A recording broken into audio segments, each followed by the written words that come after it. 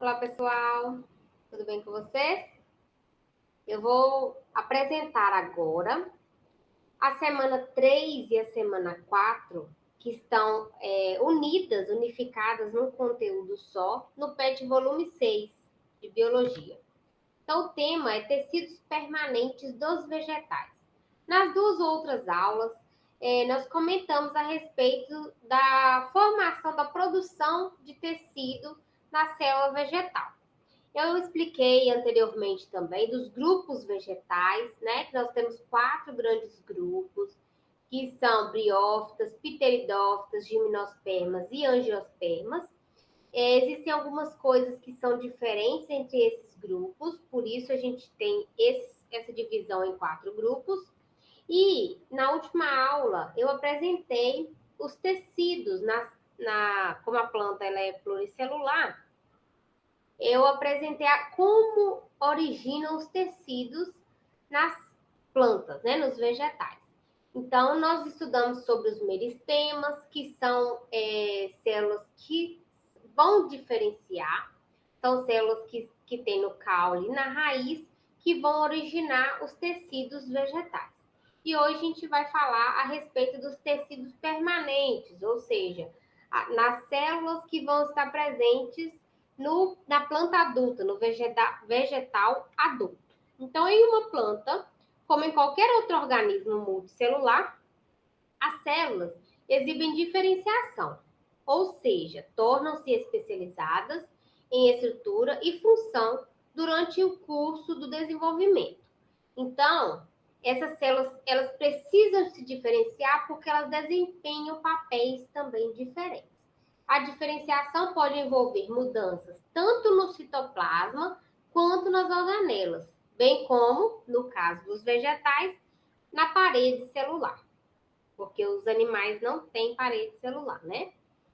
Os tecidos permanentes ou tecidos adultos de uma planta originam-se de um processo de diferenciação dos tecidos meristemáticos. Então, os tecidos meristemáticos são como se fossem as células tronco, são aquele conjunto de célula que não se diferenciou ainda. Então, a partir da formação dos tecidos permanentes, a gente vai ter diferenciação celular e aí a gente vai ter células formando estruturas diferentes na planta, que vão desempenhar papéis diferentes. A classificação desses tecidos está baseada na função principal que realiza. Então, os tecidos de revestimento, também chamados de tecido de proteção ou tecido tegumentar, estão representados pela epiderme e pelo súber. O súber também é conhecido como cortiça. Então, esse tecido de revestimento ele vai estar, de certa forma, um pouco mais externamente. A epiderme origina-se da protoderme, que é o meristema primário, sendo um tecido formado por células vivas, ou seja, possui metabolismo. Essas células também elas são achatadas, elas são justapostas, ou seja, elas são bem unidinhas, bem coladinhas umas nas outras, e que reveste externamente os órgãos da planta. Geralmente é monoestratificada, ou seja, é uma camada só de célula, geralmente. Mas pode também ocorrer mais de uma camada, que aí a gente chama de epiderme múltipla. A epiderme é encontrada revestindo externamente a porção externa, né, de órgãos vegetais, como raízes, caules, folhas, flores. Exerce várias funções, como proteção, absorção, por exemplo, no caso de raiz, troca gasosa, eu vou comentar, que vai estar presente nas folhas, secreção, excreção. Então, essa imagem que eu retirei lá do PET, ela representa um esquema de uma folha. Então, é como se tivesse feito um corte na folha, e aí a gente consegue observar essa cutícula. Ela está na parte, vamos dizer, de cima da folha, né? Que está mais exposta. A cutícula ela é uma camada fina que vai dar uma proteção maior a essas células. Abaixo da cutícula a gente tem a epiderme superior, que são que é formada por células cúbicas. Nós temos abaixo da epiderme superior o parênquima palissádico. As células elas são um pouquinho diferentes, a gente pode observar isso, elas são mais cilíndricas. Logo abaixo a gente tem esse feixe aqui de células que estão relacionadas a transporte de seiva, então xilema, que vai transportar seiva bruta, e floema, que vai transportar seiva elaborada, ou seja, xilema, que transporta seiva bruta, transporta água e sais minerais da raiz até a última folhinha. E o floema, que transporta a seiva elaborada, ela vai transportar o produto da fotossíntese, que foi produzido lá na folha, vai transportar para toda a planta. Tá? E finalizando aqui, nós temos a epiderme inferior, que é bem semelhante à epiderme superior. Isso aqui forma a folha. Então, na epiderme, podemos encontrar algumas estruturas anexas, os chamados anexos epidérmicos, como cutícula, acúleo, pelos e estômatos. Então, aqui nós temos o estômato. O estômato, ele vai estar presente na folha, ele é microscópico e a gente consegue observar através, né, do microscópio. O estômato, ele tem a função de realizar troca gasosa com o meio. Então, a planta, ela consegue obter, né, oxigênio e gás carbônico, liberar gás carbônico a partir desse estômato. Então, a principal função dele é na troca gasosa e também, em alguns momentos, ele vai ajudar na eliminação de água.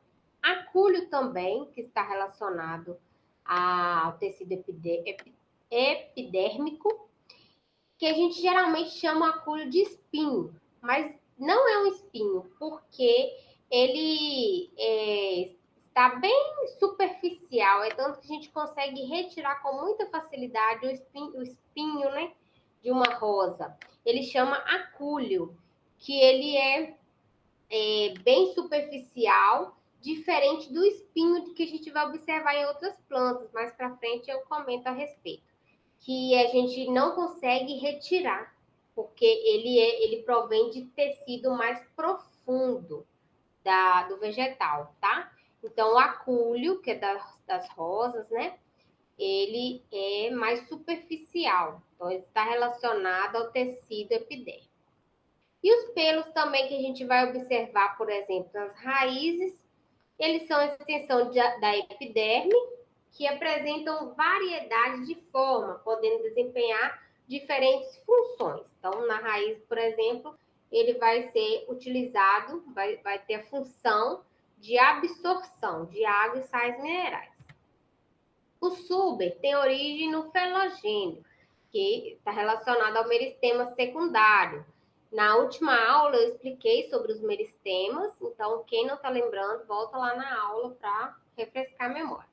Então, ele é um tecido formado por células mortas, caracterizadas pela suberificação de suas paredes celulares, ou seja, uma deposição desse suber, né? E aí a gente consegue observar, quando a gente olha no microscópio, o formato da célula, só que a célula já morreu. A gente consegue observar só essas paredes celulares com essa deposição de suber, né? Então, a suberificação é a transformação da celulose em suberina, que é uma substância de natureza lipídica, né, da família dos óleos, que impermeabiliza a parede celular. Então, o suber é um tecido de proteção que substitui a epiderme no caule e na raiz. Então, vai proteger contra ferimento, perda de água por transpiração e funciona também como isolante térmico. No suber, com frequência, encontramos as lenticelas, que são microscópicas, igual a gente consegue observar nessa imagem de microscópio. O felogênio, na região da lenticela, apresenta maior atividade e acaba por produzir um conjunto de células para o meio externo. que se caracterizam pela presença de espaços intercelulares, ou seja, espaços entre as células. Aliás, fato que difere grandemente do tecido tuberoso. Esses espaços intercelulares se abrem para o meio externo e por eles podem acontecer trocas gasosas. Essas trocas gasosas, diferente lá do estômago, elas não vão ser reguladas pelo vegetal. Lá no estômago, estômago é nosso, né? Lá no estômago, a troca gasosa ela é regulada pela planta, tá? Os tecidos de sustentação, que têm origem no meristema fundamental, estão representados pelo colênquima, que é o tecido formado por células vivas, e pelo esclerênquima, que é o tecido morto, devido à ocorrência de lignificação das células. A lignina é uma substância glicoproteica, resistente também impermeável, que se deposita na parede celular, determinando a morte das células. Então, da mesma forma, né, que o outro tecido a gente falou, esse aí a gente vai ter o depósito de lignina. E aí a gente vai manter o formato da célula, porém a célula já vai ter morrido. O colênquima tem origem no meristema fundamental e ele é um tecido vivo, com células alongadas, de paredes primárias desigualmente espessas, as quais podem retornar à atividade meristemática. Então, apesar desse tecido ter se diferenciado, dessas células terem diferenciado, elas podem voltar a desempenhar o papel de células meristemáticas, tá? Devido às suas capacidades celulares, as quais conferem plasticidade a esse tecido. O colênquima está presente em ovos ainda em crescimento primário, permitindo o alongamento, a flexibilidade e a sustentação, principalmente quando ocorrem em espécies de regiões sujeitas às pressões externas, como ventos fortes. Então, o colênquima ocorre principalmente em regiões periféricas de caules jovens. E pecíolos. Pecíolos é o cabinho da folha. E nas nervuras também, né?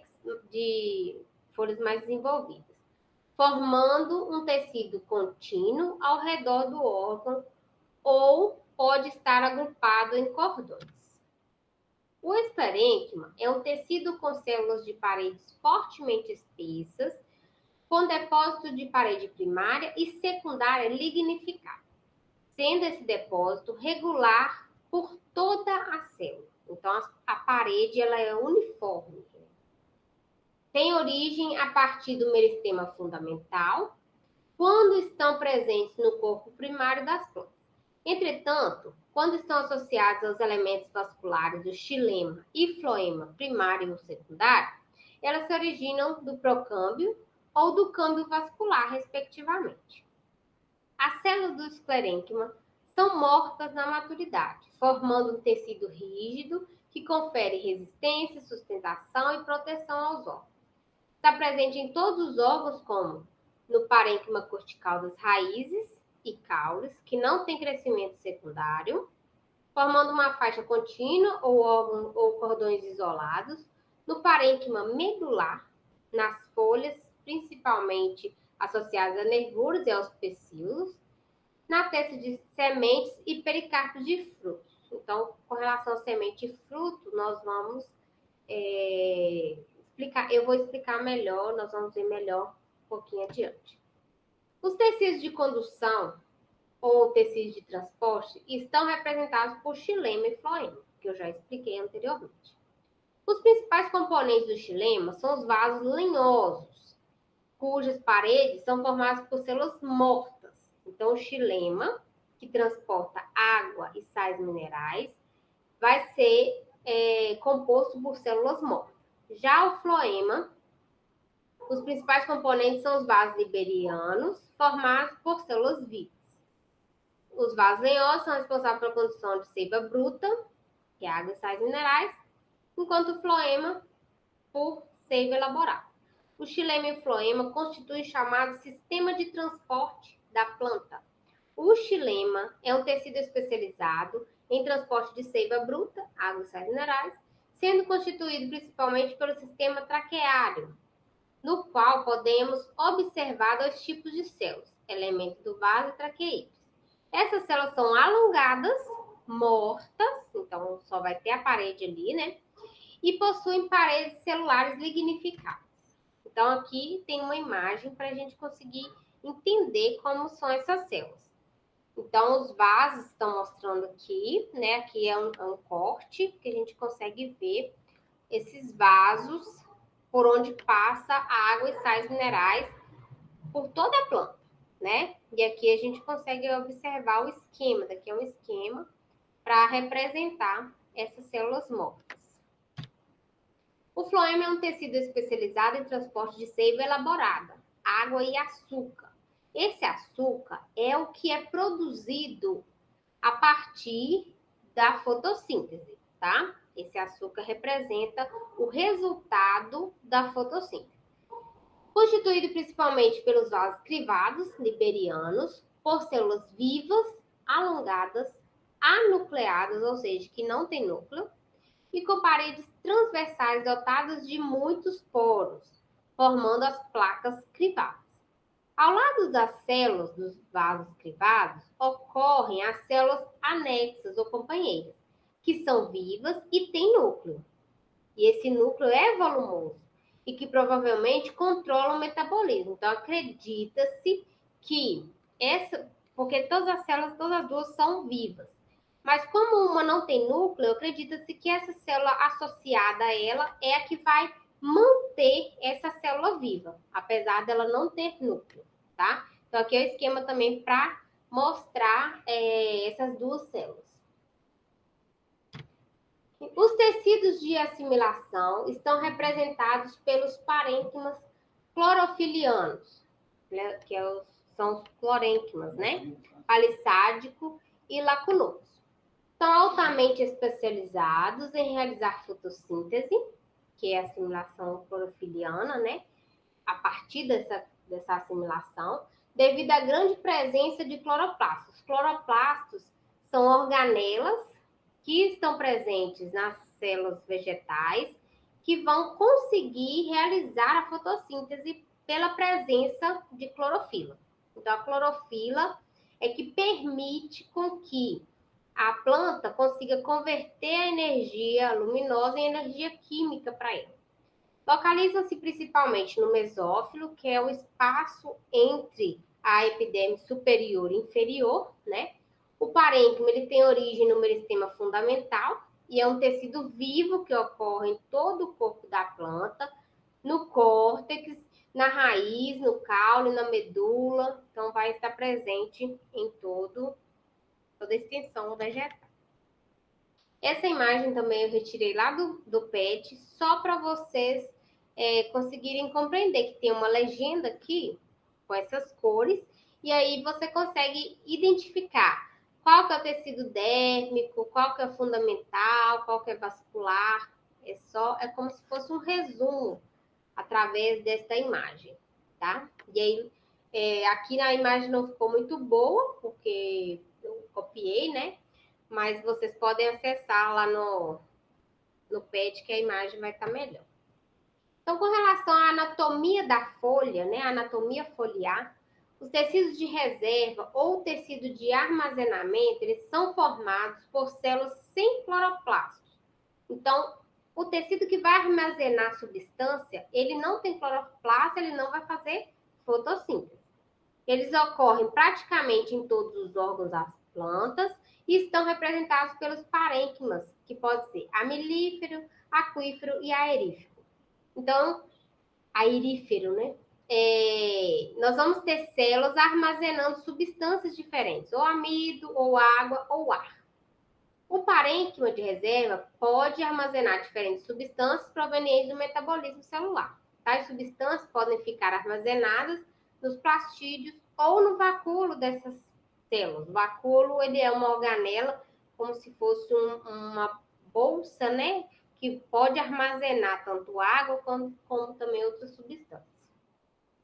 Os tecidos de preenchimento ocupam os espaços entre os demais tecidos. O parênquima de preenchimento normalmente é constituído por células poligonais com espaços intercelulares, que vai ser pequeno. Esse tecido é encontrado no córtex e na medula das raízes e nos caules. Quando os espaços são preenchidos no córtex, ele é dito parênquima cortical. Se ele está preenchido na região medular, ele é chamado de parênquima medular.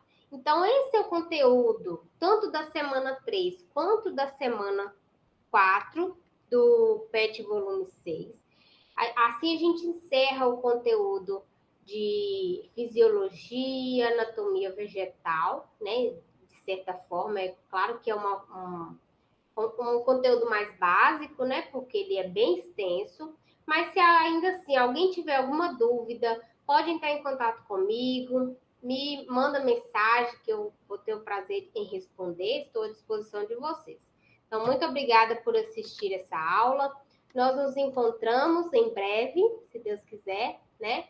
Então, muito obrigada por tudo, fiquem com Deus e até a próxima aula. Tchau!